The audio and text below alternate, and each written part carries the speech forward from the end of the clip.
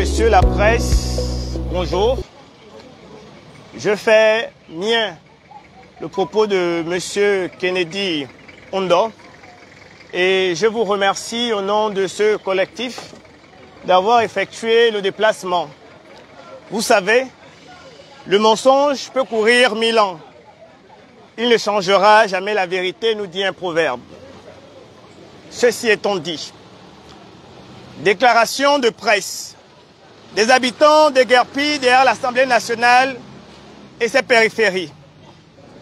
Nous, anciens résidents du quartier situé derrière l'Assemblée nationale, l'ambassade de Chine, Liban, Russie, Plaine-Rôtie et ses périphéries, jetés à la rue sans préavis, sans relogement, sans justice, prenons aujourd'hui la parole pour établir la vérité, exiger réparation et appeler à un débat contradictoire public face aux autorités. Une opération menée dans le mensonge et la violence. Le 4 juin, à l'aube, nos maisons ont été détruites comme des vulgaires abris de fortune, alors qu'elles abritaient depuis des années familles, enfants, anciens combattants, fonctionnaires et citoyens paisibles. Aucun respect des droits humains, aucun accompagnement social, aucune compassion. Et aujourd'hui, on ose nous dire que nous avons tous été indemnisés. Si ces indemnisations sont réelles, qu'ils sortent les listes, qu'on publie les noms, les montants, les procédures. Nous n'avons rien reçu. Le peuple réclame des preuves, pas des déclarations à la télévision. Nous vivons là depuis des décennies, en toute transparence. Nos constructions étaient visibles, stables, encadrées par l'organisation administrative de l'État lui-même. Un chef de quartier y était installé, reconnu et payé par les autorités. Des bureaux de vote y sont installés à chaque élection. Des factures d'eau, d'électricité et des taxes locales y sont prélevées. Certains habitants ont des documents fonciers. Alors pourquoi cette violence? Pourquoi détruire ce que l'État lui-même a reconnu? Pourquoi raser même les habitations des citoyens détenteurs des titres fonciers légaux? Ce qui s'est passé est plus qu'un déguerpissement. C'est une violation des droits constitutionnels, une attaque contre la propriété privée et une humiliation collective. Nous demandons un débat contradictoire public et en direct avec le ministre des Travaux publics, le ministre de l'Habitat, le directeur général de l'ANUTTC. Quand la vérité est enterrée, elle pousse toujours et fait craquer la terre. Qu'ils viennent nous affronter avec leurs chiffres. Nous viendrons avec nos cicatrices. Qu'ils apportent leurs déclarations. Nous apporterons nos photos, nos documents, nos témoignages. Monsieur le Président, nous appelons à votre autorité morale et constitutionnelle. Nous ne demandons pas la charité, nous demandons la justice.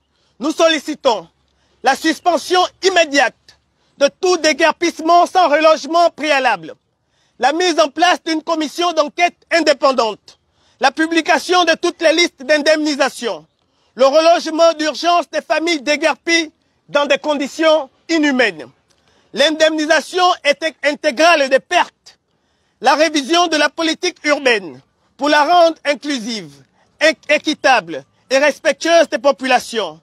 Nous sommes vos concitoyens, pas des adversaires du progrès. Nous voulons bâtir, pas mendier, mais nous refusons d'être effacés comme des ombres. Notre combat est pacifique et nos revendications sont justes. Fait à Libreville, le 9 juin 2025. Je vous remercie.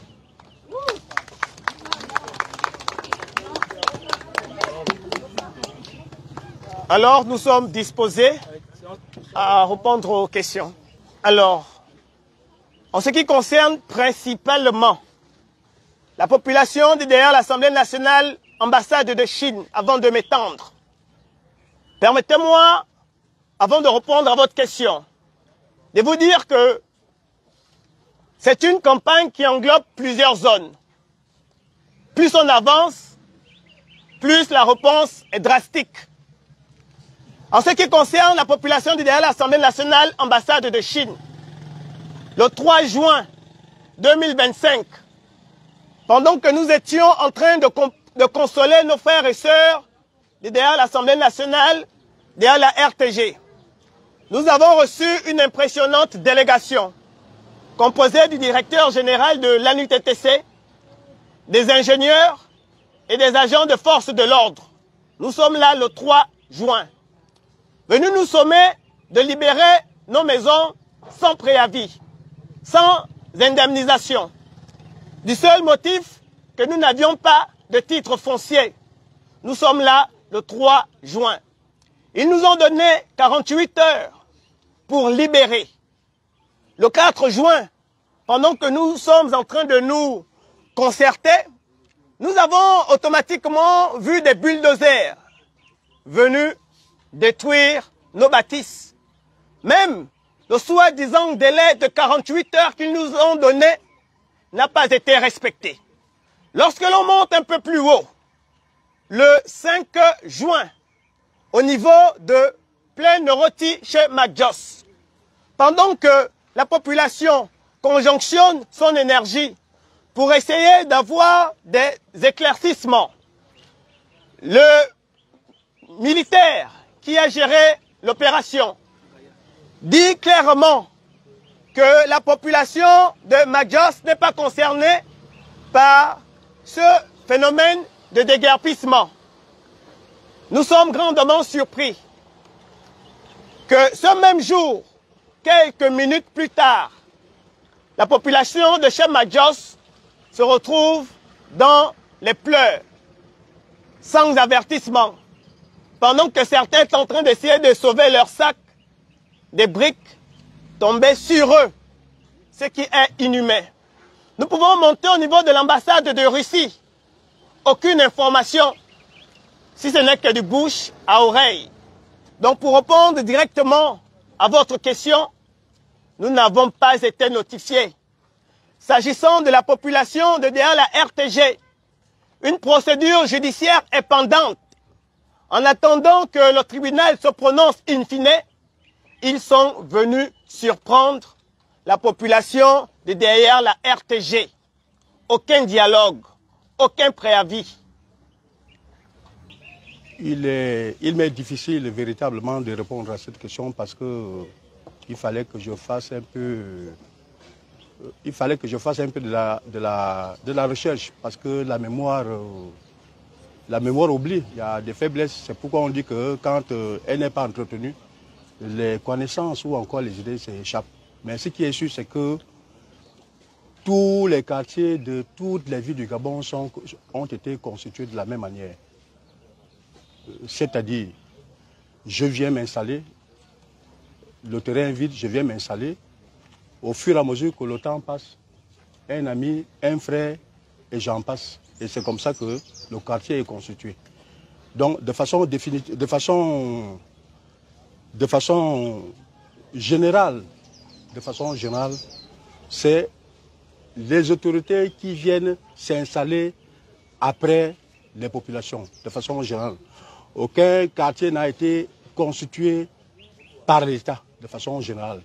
Donc ça va comme ça, ça a toujours été comme ça. C'est comme dans nos villages.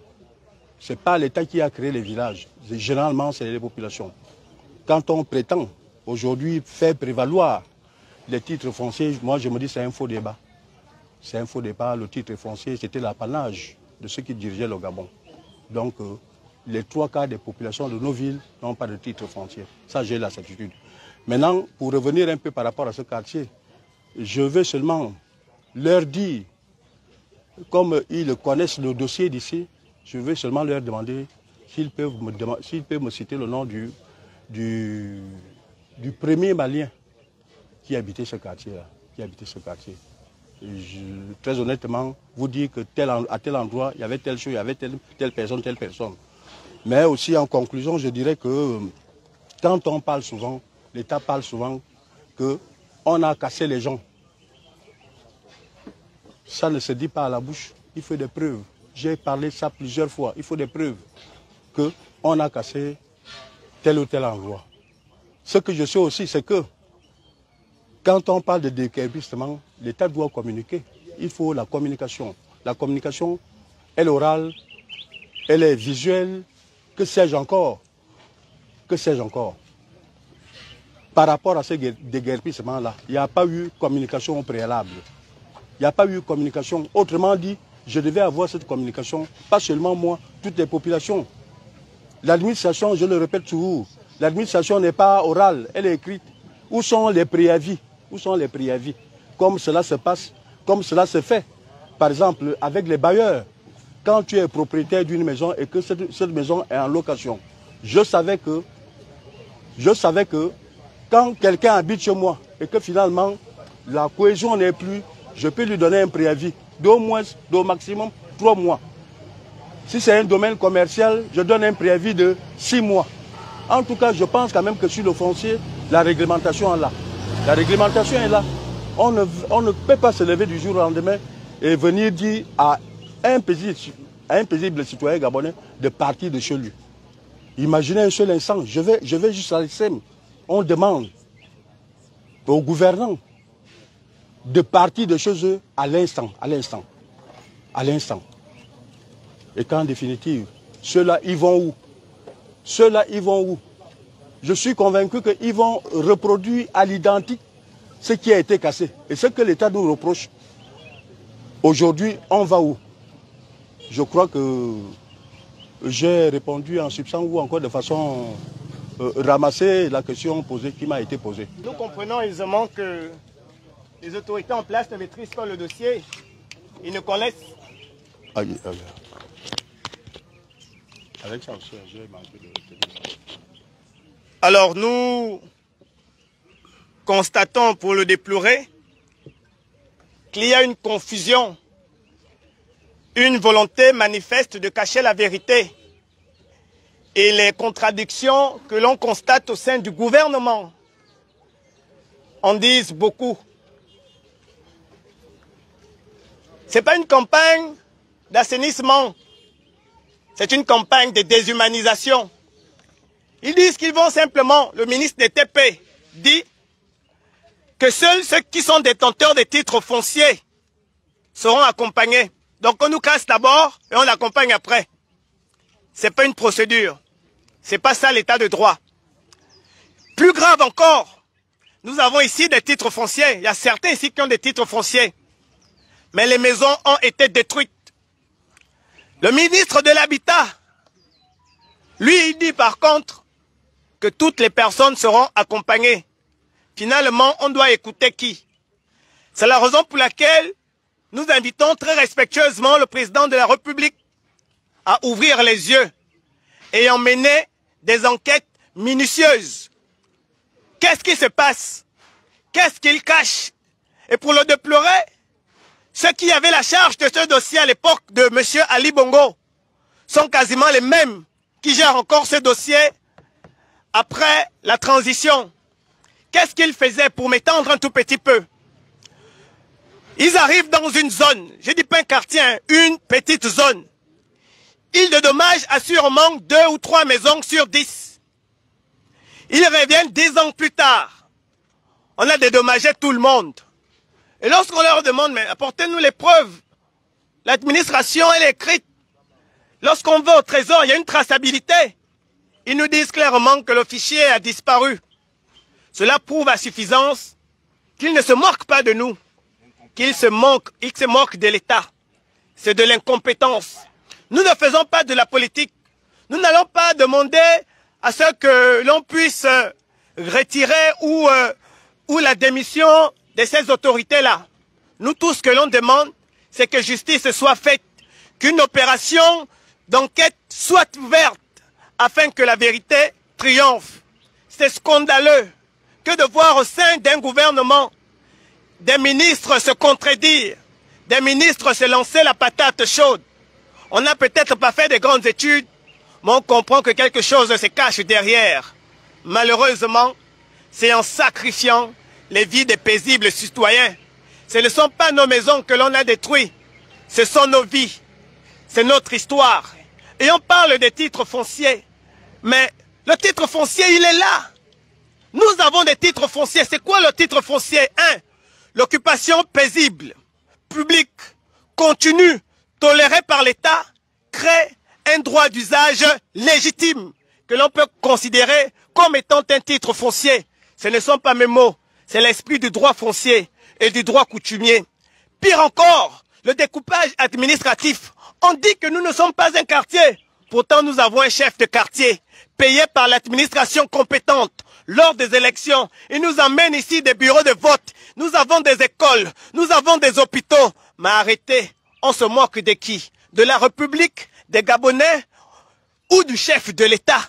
Alors qu'il ouvre les yeux et que le chef de l'État prenne des décisions fermes comme il a toujours fait. C'est juste, je m'appelle Maman Jeannette Ibinga. Comme a si bien dit mon fils ici, on a écouté le ministre le soir, hier soir. En 2015, il y a des gens qui ont été payés. Moi particulièrement, je n'ai pas été payé. Tout ce que je veux, c'est qu'ils nous sortent le fichier. C'est le fichier qu'on veut. Comme ça, ceux-là qui ont été payés auront des comptes à rendre à l'État. Et nous, comme ça, qui s'occupent de nous. C'est tout ce que j'avais à dire. Je suis ici depuis 1982. J'ai fait tous mes enfants ici. Des universitaires aujourd'hui, d'autres travaillent maintenant. Pour couper court, tout ce qu'ils disent, ou vrai ou faux, moi j'ai des documents ici de tout le monde qui avait été recensé la toute dernière fois là, qu'ils nous disent, 95. Voilà, qu'ils nous disent, qu'ils amènent leurs fichiers, on va comparer les gens qui ont été payés et pas. Parce que moi j'insiste sur nombreuses personnes ici n'ont jamais été payées. N'ont jamais été payées. C'est parce qu'ils ont cassé des maisons. J'étais capable de dire telle maison a été payée ici. En fait, mon intervention va un peu suivre l'intervention du ministre. Pour ne pas dire que le ministre n'a pas la bonne information de ce quartier. C'est un quartier qui existe depuis, je crois que j'étais en classe de CM1. Le déguerpissement qu'il y a eu a été comporté par M. Momo, un opérateur économique. C'est lui qui a construit l'hôtel Triomphal. Donc cet hôtel qui n'a pas été cassé, je ne sais pourquoi. Entre-temps, tout le quartier a été détruit. Et pourtant, cet hôtel, je ne pense pas qu'il dispose d'un titre foncier puisqu'on déclare que personne ne détient un titre foncier dans notre quartier. La première chose que je voudrais rappeler à M. le ministre est que les déguerpissements qu'il y a eu, si on a payé certains, je ne pense pas qu'on a payé tout le monde, mais à l'entendre parler, lui, il a dû payer tout le monde. Entre-temps, je ne pense pas qu'il était ministre. Je n'ai pas envie de douter de ces mots.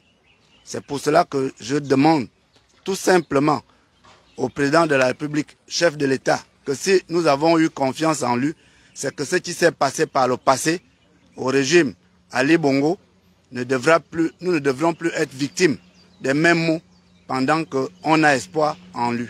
C'est tout ce que je peux lancer comme message. Je me nomme Bunda Bunda. J'habite ce quartier depuis très fort longtemps. La seule question, c'est juste un rappel que monsieur le ministre de l'Habitat m'excuse. Parce qu'il était là depuis 2014, sous Ali Bongo, il est là sous Olidi.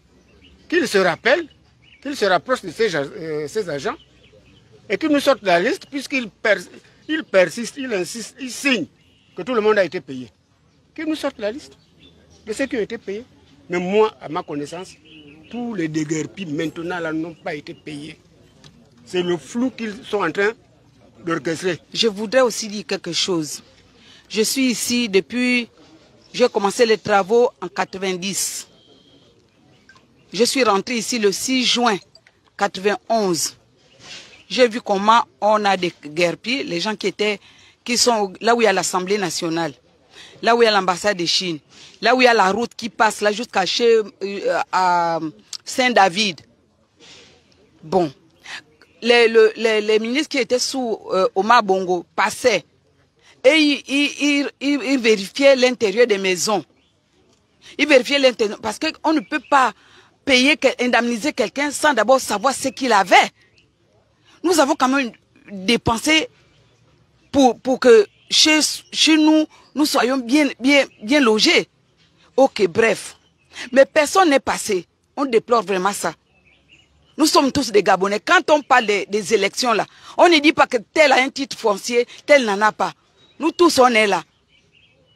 Titre foncier aujourd'hui, en 90, quand on a des guerpis, ceux qui sont partis à Lenakiri, à Nzanyon et autres, ils avaient vraiment des titres fonciers, alors qu'ils étaient dans l'eau. Parce que derrière moi, là, à l'Assemblée nationale, là, il y avait de l'eau. Pour passer, pour aller en ville, il fallait faire le tour, passer par la Gabopri, tomber et entre l'hôtel de ville, à l'hôtel de ville, là-bas, il y avait un petit pont. Il fallait faire attention pour ne pas tomber.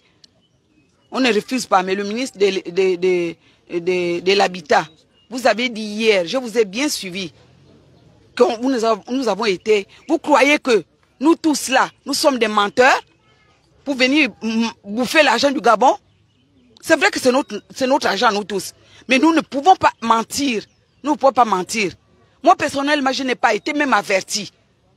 Vous comprenez, non? Quand on a écrit à démolir dehors, tout le long de la route. Ils ne sont pas passés maison par maison pour savoir même comment était l'état des maisons des gens. Alors, il dit qu'on a payé tout le monde. C'est lui qui nous a payé. De toutes les façons, hier, il a parlé de Maître Benga. Nous attendons ça. Tout ce que Maître Benga a à sa possession, nous attendons ça. Pour voir qui a été payé et qui n'a pas été payé. Je vous remercie. Alors, il est peut-être important d'ajouter quelque chose. Avec une conviction étonnante, le ministre TTP disait hier, on a payé, ils sont revenus, on a encore payé. C'est-à-dire qu'on a payé les gens 2 ou 3 fois, alors qu'il y a beaucoup de personnes qu'on n'a pas payées. Si tel est le cas, nous allons aussi réclamer que l'on nous paye 2 ou 3 fois. Une même justice pour tous, comme on dit. C'est désolant que de voir combien de fois on joue avec l'argent public, l'argent du contribuable. Ce que nous avons vécu, tel Roti, Majos, derrière l'Assemblée, c'est étonnant, d'une violence inouïe. Entre sauver les vies, sauver les actes de naissance, on ne savait pas. Les habitants de chez Majos n'avaient pas l'information. Je le dis en regardant la caméra. Jusqu'à 30 minutes, ils ont clairement dit, on a reçu les instructions du ministre de l'Habitat. On ne touche pas votre zone. Quelques minutes après, ce sont des briques qui tombent sur le dos des jeunes. Des mamans ont fait des AVC. Les pères, les grands-pères ont perdu des actes de naissance dont les souches sont introuvables dans les mairies. Nous réclamons que justice soit faite. Et c'est étonnant. Ils reconnaissent même qu'ils se sont trompés eux-mêmes. Et ils continuent à casser les maisons des gens, sans préavis, sans indemnisation. Mais depuis quand on casse et on accompagne les gens? Ils vont dormir où? Les Gabonaises et les Gabonais dorment dehors, je vais le dire avec les mots de vérité, comme des chiens errants. C'est une honte, c'est scandaleux, c'est inhumain. Et le ministre fait des plateaux en plateaux, télé en télé, une véritable rockstar, plutôt que de venir rencontrer la population pour un débat contradictoire public.